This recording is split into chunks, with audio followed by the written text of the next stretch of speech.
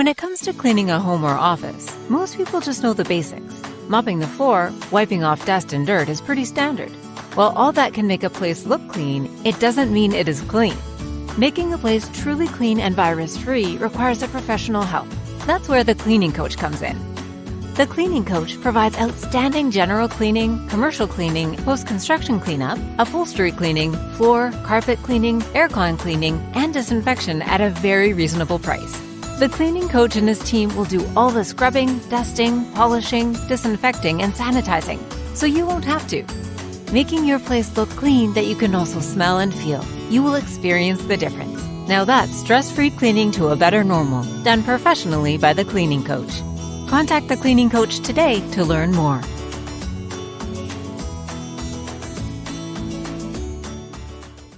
Hi everybody and welcome back to another episode of the Navs Effect Podcast. I'm your host Naveen Ganglani. Thanks for joining us once again. If you're a returning listener of the show, if you're a new listener of the podcast, thanks for giving us a shot. I hope that you will stay for the long haul. Yes, so for this episode, fun one, I got to record with Jonnel Policarpio, a little holiday week, UAP break almost kind of episode where I talked to Paulie about his recent stellar play with the Green Archers. He's been playing well as of late. Great performances against UE, UST, and recently against NU as LaSalle has risen to 6-3. In the UAP Season 86 men's basketball standings, they are about to enter a stretch run, starting with a big matchup against the UP Fighting Maroons on Sunday. So I talked to Paulie about one of the reasons why, or some of the reasons rather, why his players improved as of late, what he's learned from guys like Evan Nelly, Kevin Kembao, Coach Topex Robinson, and also what he has learned over the years while waiting his turn as a Green Archer, how he has dealt with the pressure from playing in front of thousands of people in arenas in UAP games. So good stuff. Something that you will enjoy, especially if you've been following the Green Archers and the UAP season. But before we get to that, I just wanted to talk a little bit about few things. Number one, of course, if you're a Friends fan, if you grew up watching Friends like I did, a show that is close to heart, a show that I would probably rank my favorite show of all time. If you've been listening to this podcast for a while, you know I'm also into TV shows, film, gaming, and Friends was always my number one. The reason why is because the 6 main characters of that show, they felt like friends in our lives. They felt like people we grew up with, depending on when we watched that show in our lives. And 10 seasons, countless of stories, countless laughs, countless great episodes. It felt like a journey that we shared with them, even if we were on our couches or living rooms and they were the ones playing these characters. And one character in particular, Chandler Bing, who could ever forget? Which is why it was so tragic when Matthew Perry, the actor who played Chandler Bing for 10 seasons, tragically passed away this week at age 54. Just terrible news, of course, something that I woke up and I saw and it just was like devastating. It was crushing right away. Again, if you're someone who grew up watching Friends, it's hard to really put it into words. Because of course, these are still just TV characters, characters created by a script. And a lot of times the actors are different from the personalities they have on the screen. But, Chandler and Matthew Perry almost felt in some instances that they were one and the same. And that his portrayal of Chandler Bing was just so authentic, so genuine. So felt like it was one of those what you see is what you get scenarios, and it felt like Matthew Perry embodied that character so well because he was Chandler Bing deep inside too. And it was just so sad to hear that one of the friends are gone. Sometimes it's so easy to take things in life for granted. Sometimes we think what we have in the moment will have it forever, but everything has I don't want to sound too morbid, but everything has an expiry date, right? And that gives us all the more reason to enjoy things, to enjoy the people that we have, enjoy the privileges and the blessings we have while we have them. Because if there's one thing we know for sure, it's that we don't know when everything's gonna come to an end. Back to Chandler. So many of us probably grew up wanting to be Joey, or Joey because he was the funny one. He was the playful one, the childish one, or Rachel, the stylish one, or even Monica, the one who always had everything organized, had everything down, or Phoebe, the weird, funny one, or Ross, the smart guy, a little bit annoying for sure, but intelligent and all that. But a lot of us grow up being Chandler, right? Sometimes just anonymous, sometimes just there in the background, but sometimes also front and center, sarcastic, wants to make a joke out of every situation to find laughs. Someone who had a job he hated. Now, I am fortunate to say I have a job I love, but I think a lot of people have jobs that they don't feel passionate about, but they do. And I thought Chandler was a representation of that. He was a representation of so much of what adulthood is when you grow up in your 20s and 30s. And it was so easy to resonate with his character. And I always found the jokes hilarious. I know sometimes they were lame, sometimes they were overly sarcastic, but I thought Chandler's jokes were awesome. And he was probably the funniest friend. And those were some funny friends. And it's just so sad to see that Matthew Perry's gone. He had a lot of demons, as he explained in his autobiography and has shared about over the years. I really liked him in the movie 17 again with Zac Efron as well. I thought that was an underrated film of his, and I might watch that sometime soon, but I haven't gotten myself to just watch reruns of Friends. I told myself I'd do it after the news came out that Matthew Perry passed away, but I just haven't gotten myself to do it yet. Might shed a tear or two when I do so. I've watched all 10 seasons of Friends 2 or 3 times in my life, and I know other people have done it so much more. It's always in the background. If I need to watch something quick while eating quick snack, it's what they'll put on. It's a sitcom legend. Probably the best show of the 90s, even if I was a kid in the 90s. But to me, it was the greatest show of all time just because of all the laughs and the memories and the nostalgia. And because these people were like our friends. So when we find out that Matthew Perry passes away like he did, it does hurt. Even if you've never met the guy, it still feels like losing an actual friend, but a friend that we will never forget. Just wanted to say that part. I hope that other friends, fans, will enjoy listening to that bit. Just needed to get that off my chest, I felt. And thank you for listening if you did. Now, I just want to share also that the recent episode, I produced a second straight episode with Nico Rocha where we talked about the Ateneo UP game from the past weekend with UP winning, shared some inside stories. Probably the show that I felt our viewers of the podcast anticipated the most or look forward to the most. And it did well even the night that we premiered it. So I just want to thank everyone for listening. I feel like the podcast is growing. Again, I mentioned this in the last episode, but I feel like more and more people are listening and watching because they're telling me that when they see me at the games. And I'm just eternally grateful to all of you for doing so. And I hope you will stay tuned for the many more episodes to come, which is our goal. I also want to shout out my producer, Jason, for always getting these podcasts done. Guys like Nico for coming on. Guys like Policarpio for allowing me to bring them on as guests and share stories and let me ask questions. Really appreciate it. And yeah, can't wait for what else is in store because I have big plans and I can't wait to execute them, especially for all of you who have been listening for the longest time. Episode 106 now. What a journey. What a journey. Now, before I get to the episode, one last thing. I just want to share my sympathies with some colleagues in the industry who might soon be free agents. I am positive that many of them will get more opportunities to show their talents. And I just wanted to sympathize. I don't want to go into the details yet because it's not officially announced. But there was some news online the last few days.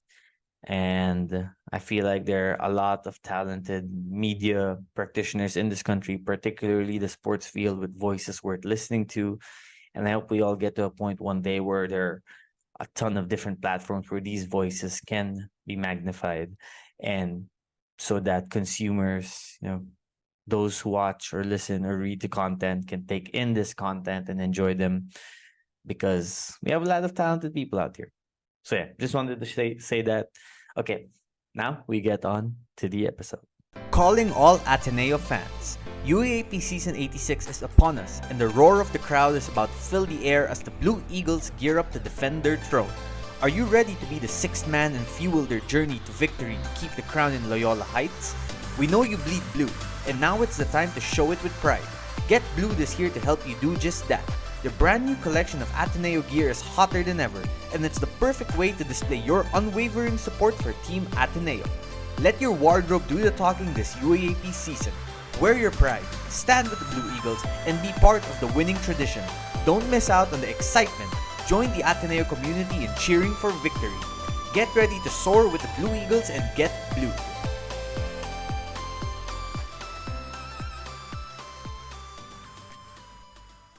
Hi everybody, we are now joined by Jonnel Policarpio, one of the upstanding new players for the De La Salle Green Archers. Policarpio playing in his first season as we're recording this Wednesday, November 1. DLSU currently with 6 wins in 9 games in the UAAP Season 86 Men's Basketball Tournament.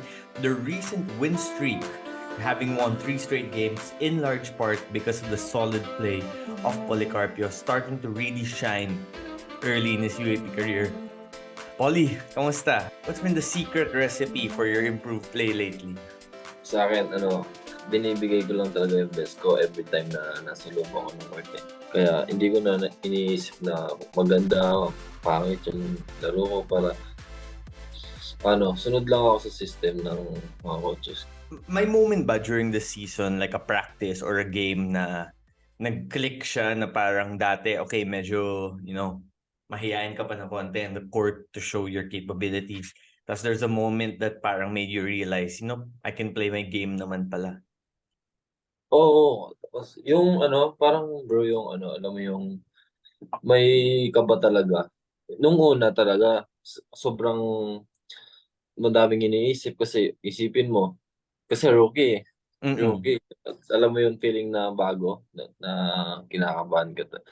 Iisipin mo lahat na yung gagawin mo, palpak ka ba or di ba? Like ganun. Pero yun yung natutunan ko yung first round. Dapat hindi ko isipin yun. Kasi hindi ko naman alam yung mangyayari, di ba? So, nangyayari din pala yun for players, especially lahat naman kayo, di ba? College athletes kayo, pero at one point varsity kayo ng grade school, ng high school.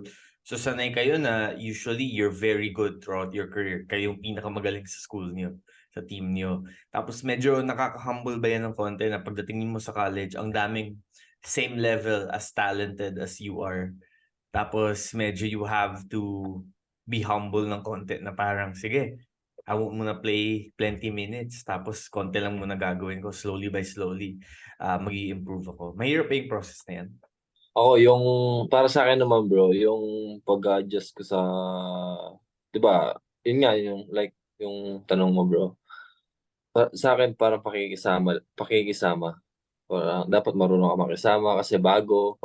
Tapos, yun, kailangan aralin ko lahat ng kung saan ako kailangan, doon lang ako, stick lang ako doon. Then, hindi ko kailangan yung hindi ko kaya, tapos susubukan ko, mahirapan lang ako. So, 3 years ka nagwe-wait and yung process na yan, kamusta? Like, ano yung mga na-learn mo?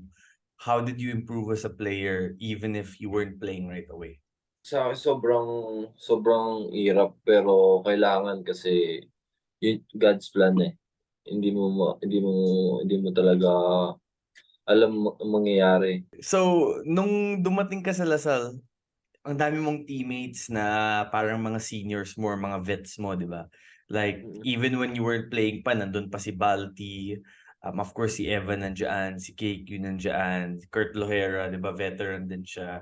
Tapos may Phillips brothers ka pa. So, yung mga teammates mo na yan, how did they help you parang transition into a college basketball player?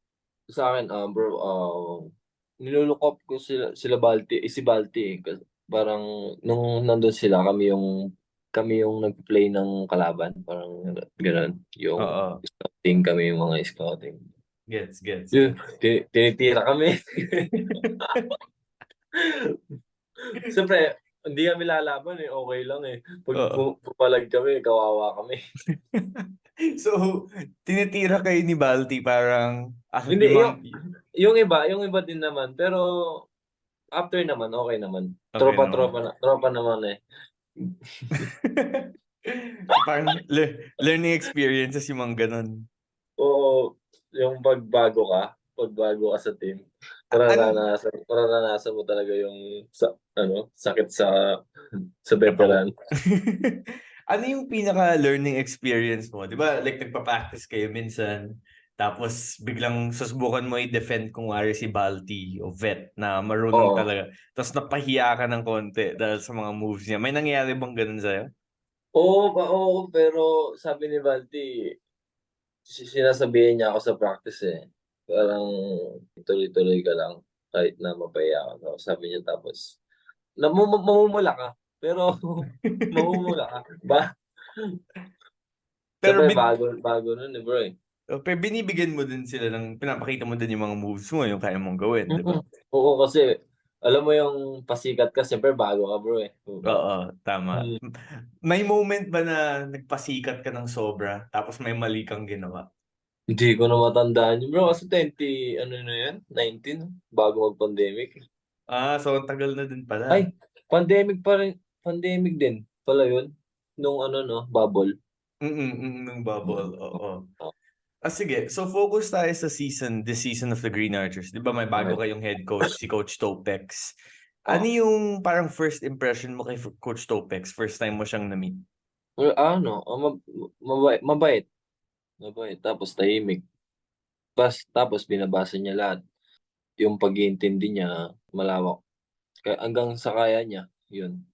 Paano niya na-improve yung game mo? May sinabi ba siya na may area ba na gusto niya improve mo? Meron bang mga parts of your game na before hindi mo iniisip gawin but you've started doing it dahil of what you've learned from him? Oo, bro, sabi niya yung 'pag after ng game sabi niya sa'kin na paunti-unti lang volley, makukuha Mm, mo din. Yung first round pa lang yun, bro. Patapos na yung okay. first round, paunti-unti lang. Siyempre ako, sobrang laki ng tiwala ko kay Coach Topex, eh. Mm. Tatay ng turing ko kay Coach Topex kahit na anong mangyari. Through ups and down, tiwala talaga ako kay Coach Topex. Gets na yun. Would you say one of the reasons bakit yung first round mo medyo, let's say, nakakabak pa ng konti is because of the crowds? Kasi first time mo to play in front of mga Lasal crowd, ganito, like Lasal versus UP o Lasal versus Ateneo, punong-puno, ang ingay-ingay, di ba? Oo, And, I mean, mentally challenging din yun, di ba? oo, sobrang laking yun, challenge sa'kin.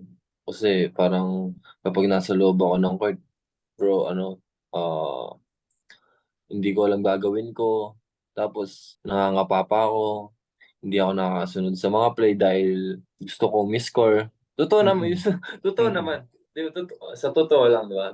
Siyempre 'pag bago ka, bro, 'di ba, kailangan magpasikat ka, gusto kong mi-score. Pero natutunan ko, bro, hindi ko kailangan yun para makatulong sa team. Kailangan ko sa team maka-execute ng play and defense, bro. Yun, so yun na yung focus mo na yun, execution of Oo, plays tsaka execution, the play, defense. and defense. Nice, nice. So you feel like nag-improve ka naman sa areas na, for example, defense or creating for others? Attention all Animo faithful. UAAP Season 86 has arrived and it's time for the DLSU Green Archers to reclaim their spot at the pinnacle of UAAP basketball. The battlefield is set and the roar of the crowd awaits. Are you ready to keep the Animo spirit alive? There's no better way to show your unwavering support for the Green Archers than by sporting the finest LaSalle apparel, and that's where Green Blooded comes in. They are your go-to destination for all things green and white, designed with passion and precision to help you stand out in the sea of fans. Ready to gear up for success? Simply visit Green Blooded online to explore their latest collection. Whether you're a student, an alum, or simply a devoted fan, they have something special for everyone. Get ready to cheer the Green Archers back to glory. Let your passion shine through your apparel and fuel the Animo spirit with Green Blooded. Oo, pakonti-konti, bro, na ini-improve ko kasi kailangan talaga, bro, kailangan para kasi yung tiwala sa'kin ng coach and teammates and manager, sobrang ayokong sirain. Parang yun, bro, parang kailangan kong trabahuhin pa kahit mahirap pakonti-konti. Kailangan After practices ba minsan nagwo-one-on-one kayo ng mga teammates mo? Like laro-laro lang for fun? Parang Si Coach Migs. si Coach Mix? Yeah. Tsaka ikaw, nagwo-one-on-one kayo? Oh, binubunggo-bunggo niya yung malakas eh. Ano yun, tigas nun eh. Si Coach Migs eh. Sino na nanalo? Ikaw o siya? Siya, hindi ako manalo kasi pagod na ako eh. Siya, nakapahinga. Niyayabangan niya ako. Pero, siyempre ako, talo ako bro eh. Oh. Ayoko rin patalo eh. Ayoko Oo. talagang patalo kahit saan. Kahit sa one-on-one lang. Kahit katuwaan lang. Sabi ko, sabi niya, ayoko na. Hindi ka naman manalo sa akin. Shout Shout out out Coach Migs. Mix. I love you, Coach. Kamusta naman yung mga workout ni Coach Migs? Like, mukhang sa mga Instagram stories niya, nahihirapan talaga kayo minsan, pero nakakatulong din sa mga katawan niya. Bro, sobrang laki ng tulong ng program ni Coach Migs. Coach Migs, thank you. Kung mapapanood man dito. Sobrang laking tulong para sa akin, sa amin, sa buong team. Sobrang laking tulong ni Coach Migs. Ano yung mga workouts na ginagawa mo or ginawa mo to get in shape? Tapos, di ba may nutrition system din kayo? So, napadiet ka din? Oo, bro. Shoutout din kay Coach Team Nutrition. Oo. Hindi ako nag-diet, bro. Parang gusto kong magpalaki ng katawan. Yan, So, kumain ka ng more protein ka na? Oo. Kailangan oras-oras, every 3 hours, kumakain ka. Oh, wow. Hindi ka ba di ba nakakabusog yan minsan? Like, kung nagpapalaki ka, sobrang dami mong kinakain. Tapos pagdating mo sa practice, parang ang bigat ng feeling. May ano kami, bro. May sinusundan kami na pagkain. Para pag ayaw mo ng rice, uminom ka ng whey. Ganun. Pag ayaw mo ng rice, yung isang ayaw mo ng rice, tinapay ka. So, pero ikaw gusto mo mag-rice feeling ko.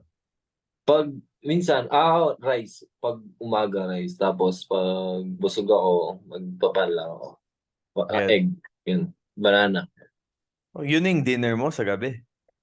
Ay, hindi. Bro. Dapat, bro. Yung isang rice kasi, katumbas ng isang tinapay. Parang ganun. So, dapat, sa every 3 hours, dalawang rice ako, tsaka yung nakatimbang. Parang tinitimbang. Timpla, tama. So far, lahat ng teams nakalaban nyo na sa UAAP, di ba? So, NU dalawang beses, tapos UP kalaban nyo on Sunday, tapos Ateneo, UST dalawa na, Adamson FU lahat yun, di ba? So, sino yung pinakamahirap na nakalaban nyo so far? Para sa akin, pinakamahirap na nakalaban namin, UP. Ano yung mahirap sa UP pag kinakalaban nyo sila? Kasi di ba malaki din naman yung lamang nyo sa for second quarter. Tapos nakahabol sila, di ba, third quarter. I think naka 3 points lang kayo buong quarter. Yun ang mahirapan mo sa third quarter. Sobrang, yun di ba, nagmadali kami. Hindi namin alam yung gagawin namin. Sinusona lang kami, hindi namin alam gagawin. Pero, yun, lesson sa amin, bro. Yung game na yun. Tsaka yung fans nila. Yung fans nila? Ano tungkol sa fans nila? Sobrang dami. Maingay. Maingay. Malakas. Pero, sa Sunday, hindi ko pa pansin. Hindi ko pa pansin. Laro lang. May mga sinasabi ba yung fans minsan? Sa lahat ng teams ng UAP, di ba? Marami iba-ibang fans. May mga sinasabi ba sila minsan, yung mga fans na naririnig nyo talaga kasi medyo masama na yung sinasabi nila? Ako bro. Oo, may naririnig ako pero hindi ko na pinapansin eh. Focus na lang talaga ako sa laro ko. Ano yung pinakamasama narinig mo so far this season? Hindi ko na siya pinapakinggan kasi baka masira laro ko eh. Sa second round, hindi na pwede mangyari yun, di ba? Hindi na bro. Tatawanan ko na lang. Yung, di ba 6-3 kayo na yun? So, yung tatlong talo nyo, NU, Ateneo, UP, lahat ng games na yun, may lamang pa kayo, di ba? Tapos medyo humabol yung kalaban. Yung 3 losses na yun, bakit sa palagay mo na nahirapan kayo to get the win? Na-short lang kami bro eh. Short lang kami sa fourth quarter, di ba? UNU, 3 points lang. Sa UP, 3 points lang din, no? O 2 points. 3 points Sa, is. sa Ateneo, 5. Parang ganun. Oh, Overtime, OT. nag-OT ba? Parang di ko sure kung nag-OT. Ay, sa Double inyo check. pala yung, sa Sa inyo NU pala. yung nag-OT. Oo. Sa Ateneo kasi, bro, hindi ako naglaro. Nagulat ka ba nung hindi ka naglaro that game? Oo, pero, bro. Sige, Hindi sige. naman, okay lang. Okay lang. Babawi kami. I mean na yun, naglalaro ka na, di ba? Yung minutes mo. Nakakatulong ba yan sa player na alam mo set talaga yung minutes mo every game kung ilan yung lalaroin mo. So that way, alam mo kung how much time you'll be on the court to really play your game. Ako hindi ko na in-expect kung ilang minutes ako gamitin, bro. Basta ready na lang ako kapag sa game. Paano nakakatulong si KQ sa'yo? Like, syempre yung work ethic ni KQ, alam naman natin, di ba? Pre-game lifts, post-game lifts. Tapos ang Oo. laki ng pinayat niya yung KQ last season compared sa KQ this season. Parang sobrang nag-diet pero workout lahat yun eh, no? Kaya yung dedication niya, yung work ethic niya, yung parang motivation niya to want to be the best version of himself. Napapansin niya ba yun kayong mga teammates niya? Oo, bro. Sobrang sipag talaga ni KQ. Wala akong masabi. On and off the court, bro. Sobrang sipag niya. Yung pahinga niya, parang papahinga ka na lang. Kami, magpapahinga siya, nagtatrabaho. So, nakaka-inspired siya. Parang pag papahinga ka na, ay kami, diba, after ng game, pahinga na. Tapos siya, mag-workout. Tapos, before game, antayin mo lang yung game. Antayin mo lang yung laro, yung oras para pumunta sa game. Siya mag-workout pa, di ba? Parang nakaka-inspired talaga. Sobra. Hindi ba kayo nagtataka paano hindi napapagod yung katawan niya? Para sa akin kasi, nasa sayo din, bro, yung gugustuhin mo, di ba? Kung si KQ, na-motivate niya kayo through his work ethic, yung non-stop na parang desire niya to improve, di ba? Paano naman nakakatulong si Evan? Si Evan, sa practice and sa court, matututunan mo sa kanya yung mga veterans moves talaga kay Evan. Sobrang laking tulong din ni Evan sa pag may mali ka, ayaw niya talagang palagpasin. Gusto niya matutunan mo. Sobrang marami ako natutunan din kay Evan. Ano yung difference ng Green Archers now compared sa nung nag-start kayo sa season? Where do you think nag-improve kayo as a team? Yung improve namin siguro sa pagsasama namin. Okay. Kailangan, yung pagsasama namin na kailangan talaga namin mabuo. So ano yan? Parang more team bonding off the court ba yan? Pagsasamahan? Or more of like, yung trust nyo in each other habang nasa court kayo? Mas pinapasa nyo yung bola, ganun. Yung trust and lalo yung trust. Number one, yung trust na isa't isa. Yun yung bumabalik sa amin, yung trust na para sa amin sa isa't isa. Kailangan namin yung bro kasi kung wala kaming trust sa isa't isa pa, walang mangyayari sa amin, di ba? Tama. Tsaka, Yeah, go kailangan, ahead. sa isang game, kailangan namin maka 20 assists, 30 assists. Yun yung goal nyo every game, Yung 20 or goal 30 namin assists. game. Kaya kailangan talaga namin yung trust, bro. Feeling mo ba medyo nawala yung... Kasi ang ganda na pinakita niyo sa off-season, di ba? Phil Oil, ang ganda na pinakita niyo. PBA D-League, ganda na pinakita niyo. So medyo nawala ba yun start of the UAAP season pero bumabalik na kung paano kayo naglaro nung off-season? Nung first siguro, nung natalo kami siguro, yun nagka-piece off lang kami. Tapos ngayon, bumabalik naman na, bro. Excited ba kayo for the end of the season? Kasi like for example, UP yung next game nyo, di ba? Tapos inanalo na kayo versus NU. Yung NU yung isa nakatalo sa inyo. Tapos yung Ateneo, last game nyo of the elimination round. Ano yung goal nyo for the rest of the second round? Yung goal nyo ba is mag 1 seed, mag twice to beat, pumasok sa Final Four? Ano yung parang gusto nyo ma-reach? Yung goal namin ngayon, bro, yung natalo namin nung first round, babawiin namin, yun yung goal namin talaga. ano lang, parang every game, kailangan namin makuha talaga yung panalo. Yung NU game, I think if I'm not mistaken, 15 points ata. To double check ko yung stats mo. Pero Ah, yung NU game, what made that different from your other games? Kasi parang alam mo yung gagawin mo pag nasa na yung bola, alam mo kailan titira, alam mo kailan na-attack. Feeling mo ba na yun mas binabasa mo na yung game? Like, sino yung defender ko? Mas mabilis ba ako? Mas malakas ba ako? Iniisip mo ba lahat yun habang naglalaro ka? oh bro, kasi tinatrabaho din namin ni Coach Joe yung skills practice namin ni KQ. Yun bro, tinatrabaho ko rin yun yung pag-iisip sa loob ng court. Yung skills training mo, ano yung mga examples ng skills na you're trying to get better at? Sa akin, shooting, dribbling, yun yung tinatrabaho ko. May mga moves ka din bang ginagawa or pinapractice para mapakita mo sa game? Oo, meron. Meron, bro. Meron kay Coach Joe. So, Shout out, Coach Joe!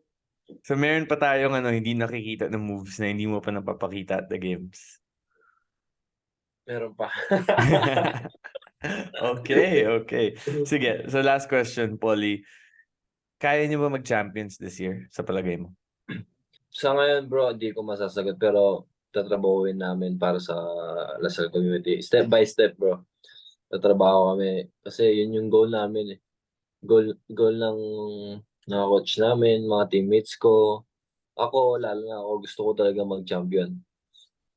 Kung, let's say, mag-finals kayo, sabihin natin, di ba? Kung mag-finals kayo, sino yung gusto mo makalaban sa finals? Kung pwede ka pumili. Ilan, bro?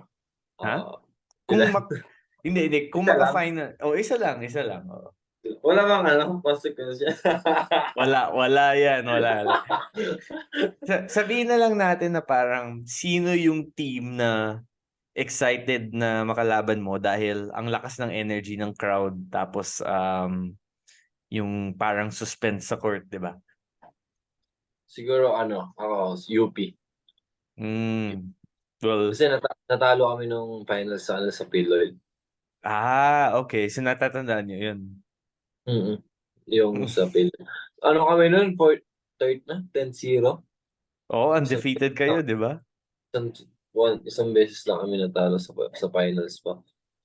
Oo nga. So, hindi nyo nakalimutan yun. Ako. Hindi ko makakalimutan yun. Kasi Oh, first time ko yun eh. Walang talo sa buong game tapos sa finals ka lang matatalo. hirap ng ganun, di ba? Sobrang sakit kasi, masakit na mahirap. Masakit na mahirap. Pero I guess your first chance to... Well, hindi naman first chance kasi nakalaban nyo na sila in the first round. But you'll have another chance to go up against them this Sunday kaagad. Di ba? Excited ka na ba? Sobrang excited, pinag-aandaan ko talaga. Hindi ako nag-break. Hindi ako umuwi. Okay, we shall see. Polly, thanks for joining me. Sorry na medyo na-delay tayo ng konti, pero appreciate it kahit holiday. And ganda Thank you, ng bro. pinapakita mo lately. Keep it up lang. Thank you, bro. Thank you, bro. Thank you.